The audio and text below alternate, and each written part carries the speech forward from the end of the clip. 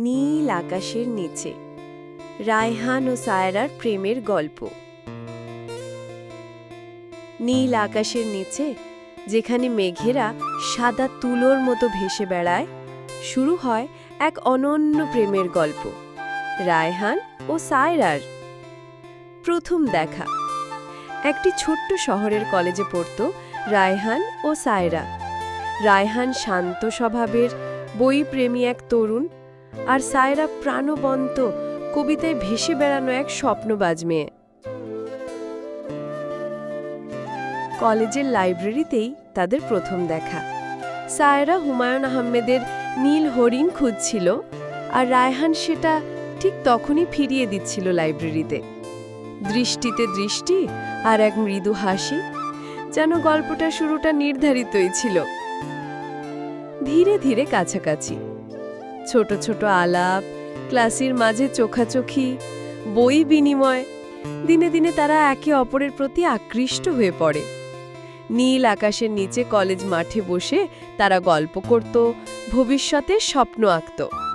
রায়হান চেয়েছিল সাহিত্যিক হতে, আর সায়রা স্বপ্ন দেখত শিক্ষিকা হবার। একদিন বিকেলে সায়রা বলল, জানো রায়হান, এই আকাশটা যেন আমাদের দুজনের ছায়া দেয় সব সময়। রায়হান মৃদু হেসে উত্তর দিল, আকাশ যদি সাক্ষী হয় তাহলে আমাদের গল্প কেউ মুছতে পারবে না। বাধা বিপত্তি। সব গল্পে যেমন কিছু বাধা আসে, তাদের গল্পেও এলো। সায়রার পরিবার তাদের সম্পর্ক মেনে নিতে চায়নি। রায়হান ছিল সাধারণ পরিবারের ছেলে, আর সায়রার পরিবার চাইতো সে এক উচ্চ পদস্থ পাত্রকে বিয়ে করুক। কিন্তু ভালোবাসা সহজে হারে না। তারা একে অপরকে বুঝিয়ে, ভালোবাসার শক্তি দিয়ে পরিস্থিতি মোকাবিলা করল। মিলন।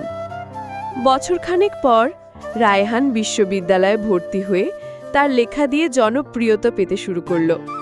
সায়রাও শিক্ষকতা শুরু করে।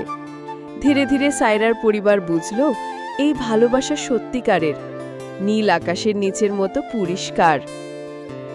শেষমেশ এক বসন্ত বিকেলে একটা ছোট্ট পার্কে, নীল আকাশের নিচে তারা একে অপরের আঙুল ধরে বলল, চলো জীবনের বাকিটাও একসাথে হেঁটে যাই।